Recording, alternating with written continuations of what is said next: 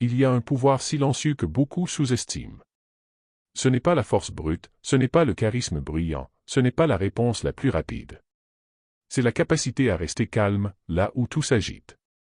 Dans un monde où les émotions débordent, où l'ego réagit au moindre frottement, garder son calme est devenu un acte de force, un choix de conscience, une véritable discipline intérieure. Rester calme, ce n'est pas se taire. Ce n'est pas fuir.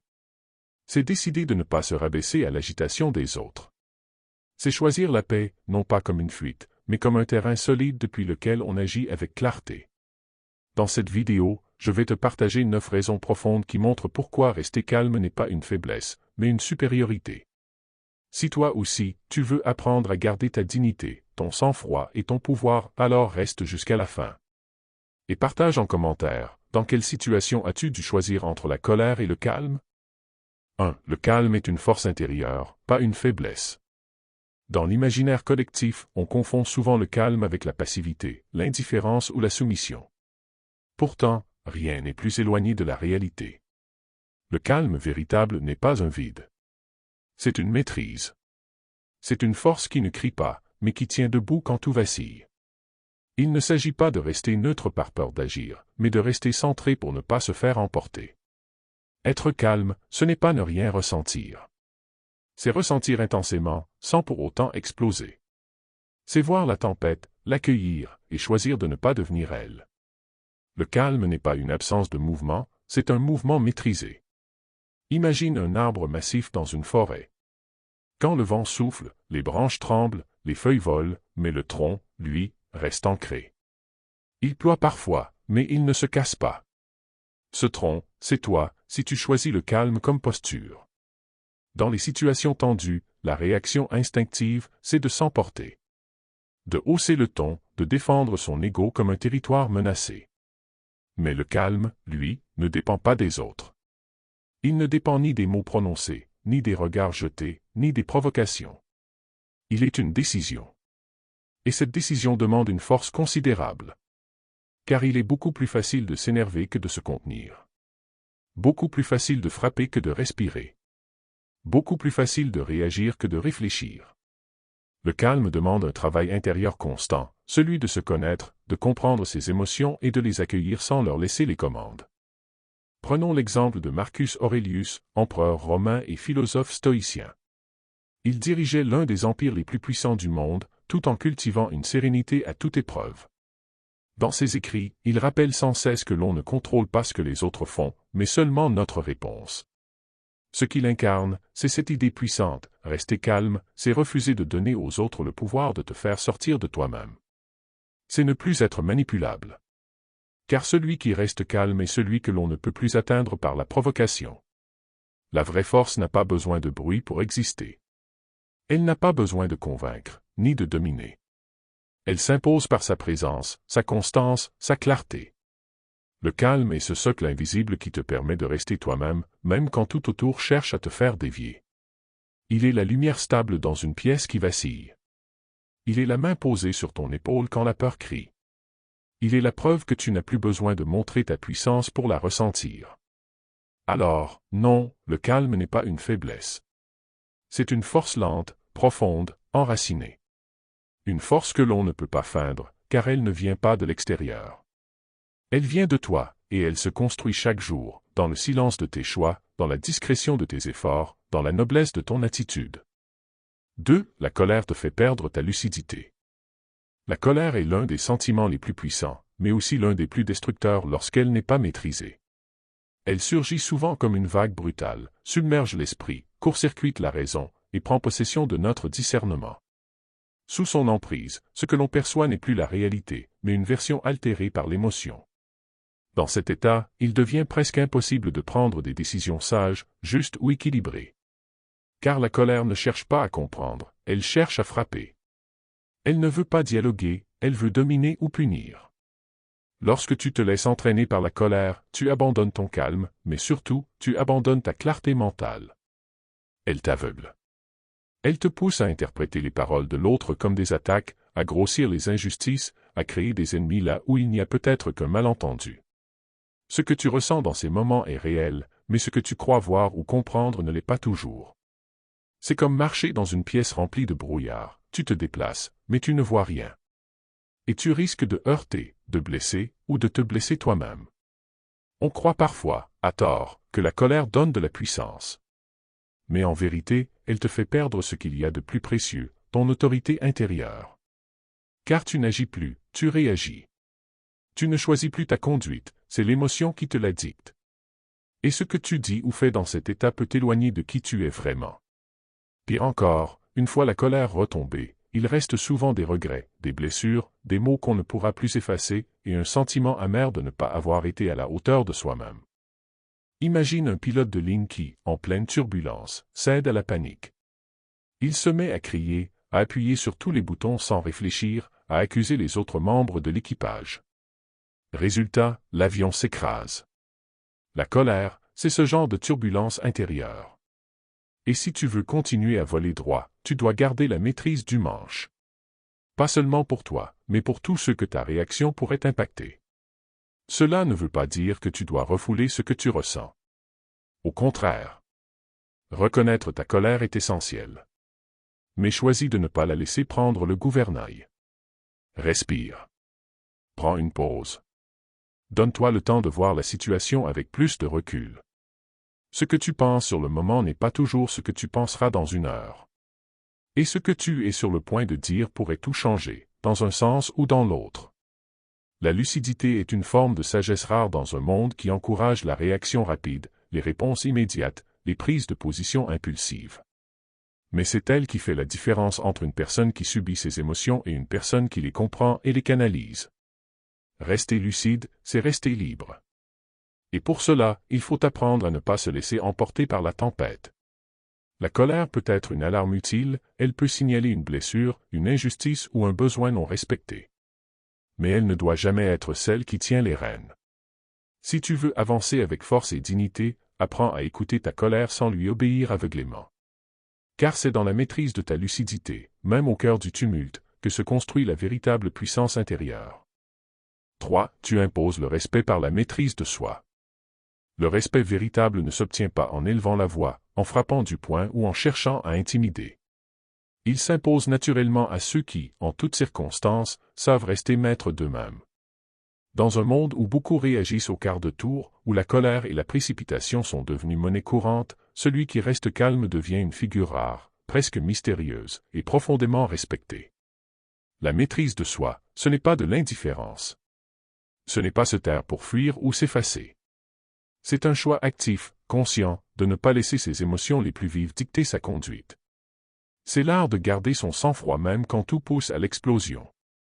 Et paradoxalement, c'est cette retenue, cette posture posée, qui inspire le plus le respect, parfois même la crainte silencieuse. Prenons un exemple simple, dans une discussion tendue, deux personnes s'opposent. L'une hausse le ton, s'agite, cherche à dominer verbalement. L'autre reste droite, présente, posée, écoute attentivement et répond avec calme. Sans même s'en rendre compte, la première finit souvent par perdre de sa crédibilité. L'agitation trahit une perte de contrôle.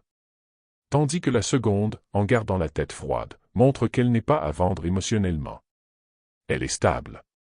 Elle ne peut être facilement atteinte. Et c'est cette stabilité qui force l'admiration. Maîtriser ses réactions, c'est envoyer un message silencieux mais puissant, tu ne me feras pas sortir de moi-même. Je décide comment je réagis. Et cette posture-là est l'un des piliers du respect durable. Car ce que les autres perçoivent, ce n'est pas seulement une attitude, mais une discipline intérieure. Ils comprennent qu'ils ont affaire à quelqu'un qui s'est entraîné à ne pas se laisser emporter, qui sait poser ses limites sans bruit, qui agit avec intention plutôt qu'impulsion. On peut comparer cela à une montagne. Quand le vent souffle fort, les arbres se plient, les branches cassent, les feuilles s'envolent.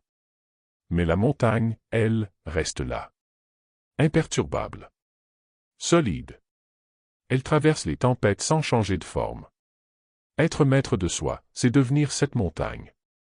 Et même ceux qui ne partagent pas tes idées, même ceux qui veulent te déstabiliser, finiront par reconnaître cette solidité. Parce qu'elle impose, sans jamais écraser. La maîtrise de soi n'a rien de passif. Elle demande la force, du courage, une vigilance constante. C'est bien plus difficile que de s'emporter ou de répondre du tac au tac.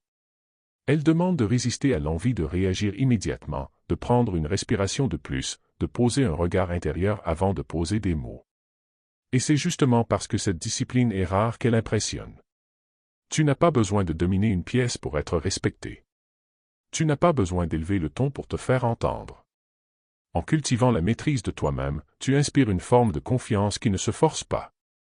Tu deviens un repère. Quelqu'un sur qui l'on peut compter pour ne pas se laisser submerger. Quelqu'un dont la parole aura plus de poids, précisément parce qu'elle n'est pas jetée au vent dans la précipitation.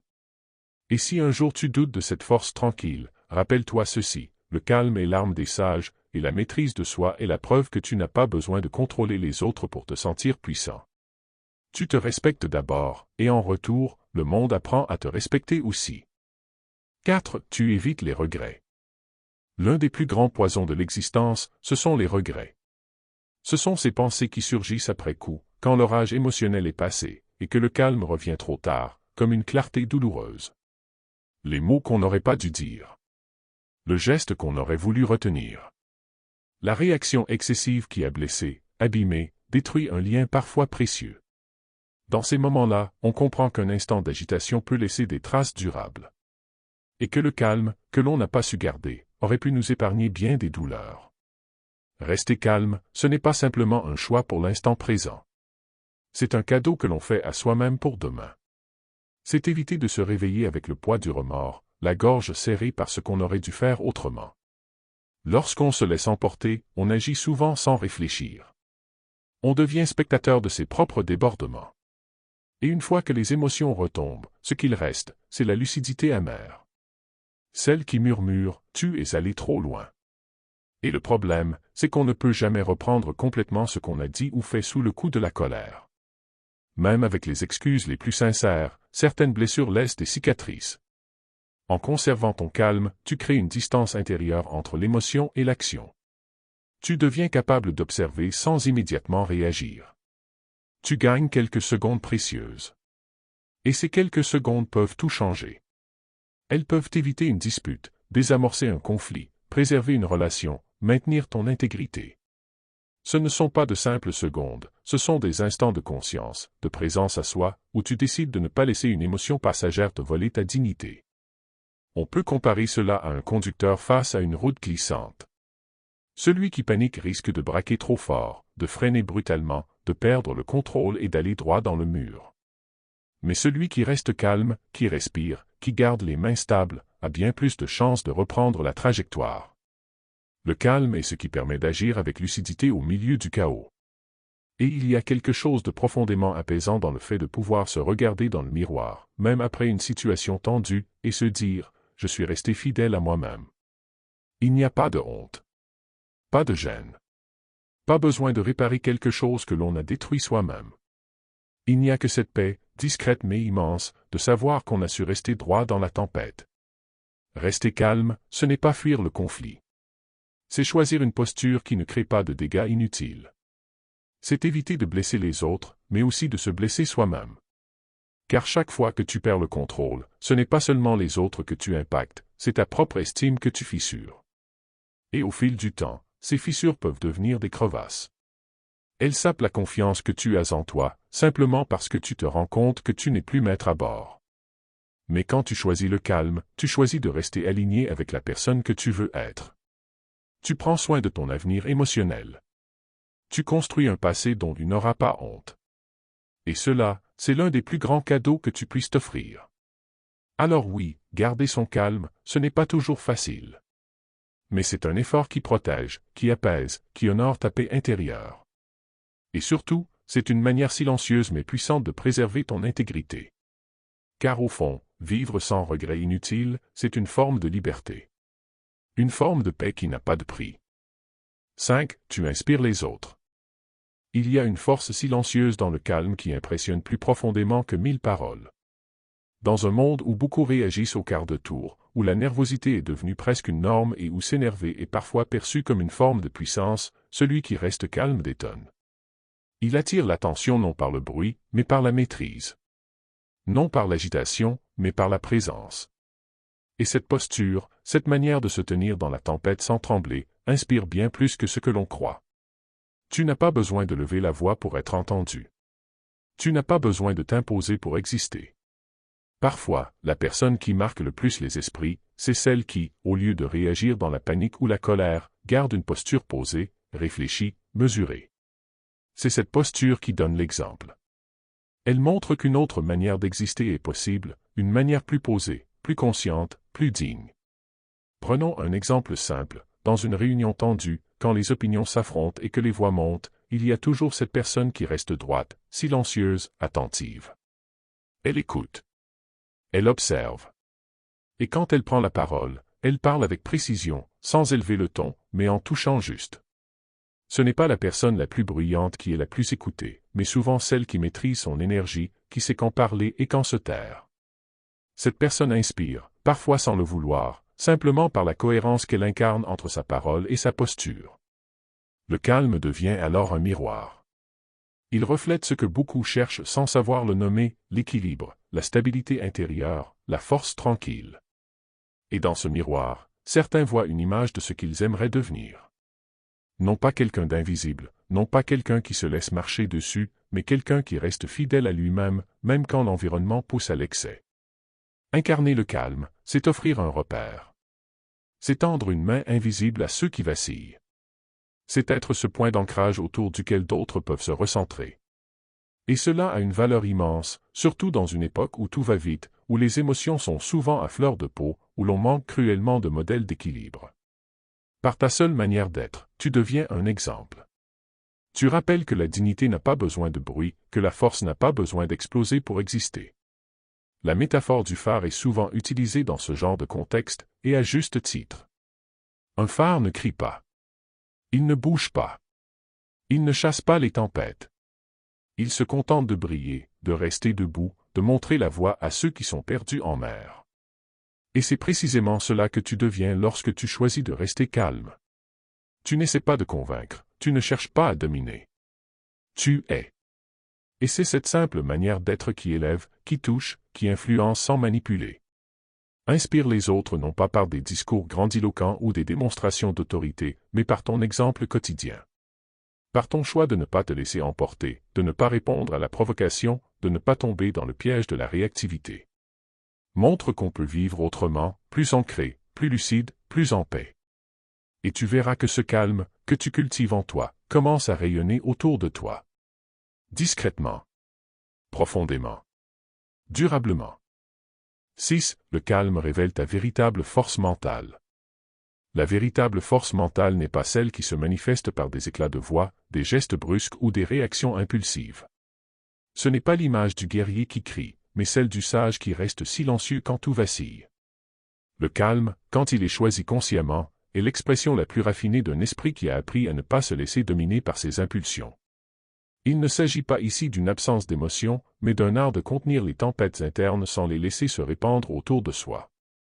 Garder son calme dans des situations difficiles demande une immense énergie intérieure, une forme de discipline silencieuse que peu de gens cultivent réellement.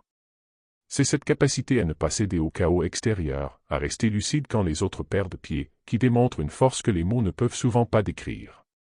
Il y a quelque chose d'admirable dans le fait de tenir bon sans frapper, de parler juste sans crier, de répondre sans s'effondrer.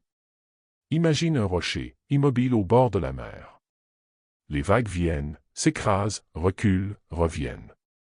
Parfois violentes, parfois calmes. Mais le rocher reste là. Il ne lutte pas contre l'eau.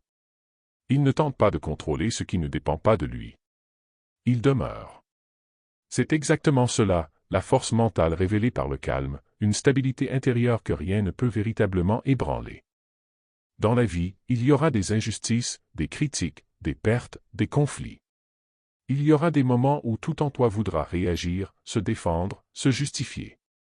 Et pourtant, si tu arrives à te recentrer, à respirer profondément, à observer au lieu de réagir, tu commenceras à comprendre que le véritable pouvoir n'est pas dans l'agitation mais dans la maîtrise. Tu cesses alors de subir tes émotions et tu deviens le guide de ta propre énergie. Prenons un autre exemple, un chirurgien en pleine opération délicate. Imagine s'il paniquait au premier imprévu, s'il laissait l'adrénaline prendre le dessus.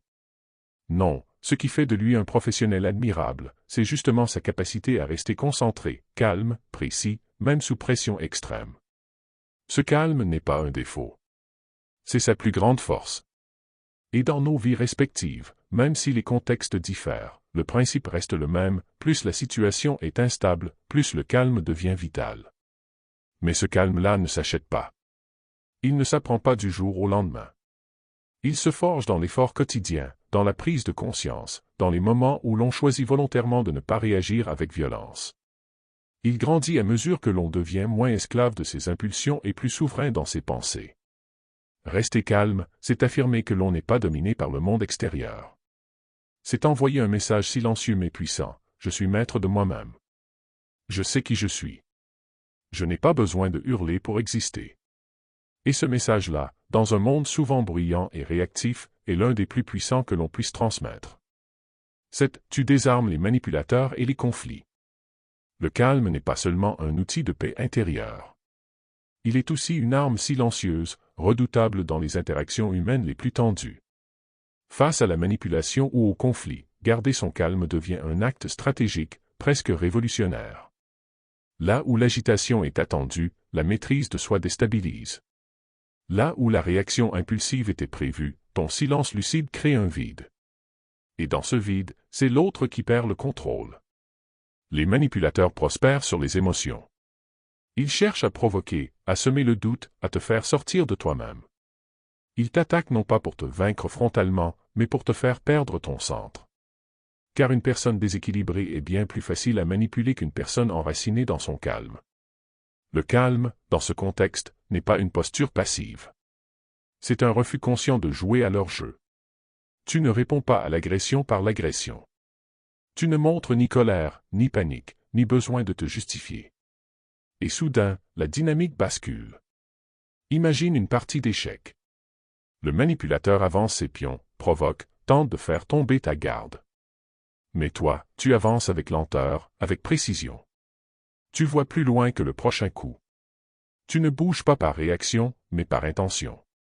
Ce calme la désarme. Il coupe l'élan de celui qui espérait te faire trébucher.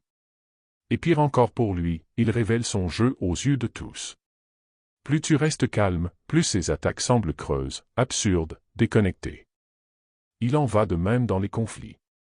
Lorsque deux personnes s'élèvent l'une contre l'autre, les voix montent, les gestes s'agitent, les mots deviennent des armes. Et dans cette tempête émotionnelle, celui qui parvient à garder son calme n'est pas celui qui subit, mais celui qui dirige la trajectoire du moment. Par son silence, par sa posture posée, il empêche le conflit de s'enflammer. Il ne verse pas d'huile sur le feu. Au contraire, il retire le combustible, la réaction. Pense à un feu. Tant qu'on l'alimente, il brûle. Mais si on cesse de lui donner de l'air, il s'éteint lentement. Ton calme agit ainsi dans les confrontations. Il retire à l'autre la satisfaction de te contrôler. Il annule le théâtre émotionnel que certains veulent imposer. Et souvent, à ta grande surprise, le conflit se dissout de lui-même, car il n'a plus rien à quoi se raccrocher. Ce n'est pas de la faiblesse. C'est une sagesse active. C'est dire à l'autre, sans élever la voix, je ne jouerai pas à ce jeu. Je me respecte trop pour entrer dans cette spirale. Et cette réponse, ou plutôt cette non-réaction, force le respect. Même ceux qui voulaient te tester finissent par comprendre qu'ils n'ont aucun pouvoir sur toi. En restant calme, tu n'évites pas seulement le conflit. Tu le transcendes. Tu passes au-dessus de lui, sans mépris, mais avec fermeté. Tu montres que la véritable force ne s'exprime pas dans le bruit, mais dans la stabilité. Et dans un monde où tant de gens cherchent à prendre le dessus par la manipulation ou la confrontation, rester calme, c'est devenir inatteignable. C'est faire de ta sérénité un bouclier impénétrable. 8. Le calme est le reflet d'une paix intérieure en construction. Le calme véritable n'est jamais un hasard. Il ne tombe pas du ciel, comme une bénédiction mystérieuse que certains auraient reçue et d'autres non. Il est le résultat d'un travail intérieur, parfois silencieux, parfois douloureux, mais toujours conscient. Lorsque tu vois une personne marcher avec sérénité, parler avec lenteur, réagir sans agitation, tu n'assistes pas à une simple expression de tempérament. Tu observes l'émergence d'un équilibre patiemment bâti dans l'intimité de l'esprit. Le calme profond n'est pas un masque. Ce n'est pas une façade de pierre sous laquelle bouillonne la colère ou l'insécurité. C'est une conséquence. Un effet. Il est le signe qu'à l'intérieur, quelque chose a été accepté, transformé, guéri peut-être. Il est le miroir d'une paix intérieure encore fragile parfois, mais en construction. Et cette construction demande du courage.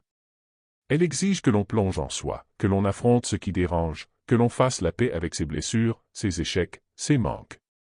Construire cette paix, c'est comme façonner un jardin au milieu du tumulte. Tu défriches, tu retires les mauvaises herbes, tu plantes, tu arroses, et surtout, tu protèges cet espace sacré des intrusions extérieures. Le calme, c'est ce jardin qui commence à fleurir. Et chaque moment où tu choisis de ne pas réagir avec impulsivité, chaque fois où tu choisis l'observation avant la parole, chaque souffle que tu prends avant d'agir, est une pierre posée dans l'édifice de cette paix intérieure. Beaucoup croient qu'il faut attendre d'être en paix pour être calme.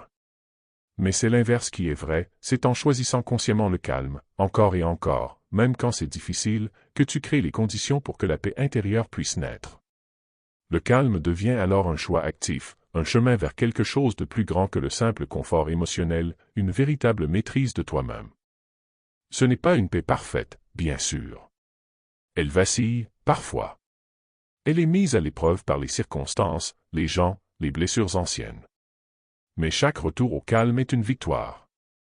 Chaque silence posé devient un rappel, tu es en chemin, tu progresses, tu bâtis quelque chose qui ne dépend pas du chaos extérieur. Dans un monde bruyant, réactif, saturé de tensions et de distractions, celui qui parvient à demeurer calme devient rare. Il attire l'attention, non pas parce qu'il crie plus fort, mais parce qu'il irradie quelque chose d'inhabituel, une stabilité intérieure, une profondeur, une solidité.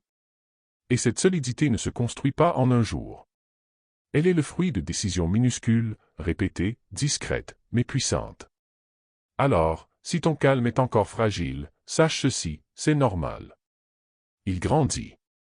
Il mûrit avec toi. Il est le signal que tu fais le travail, que tu avances, que tu refuses de te laisser emporter par la tempête. Et plus tu persévères, plus ce calme deviendra ton état naturel. Non pas un calme forcé, mais un calme enraciné.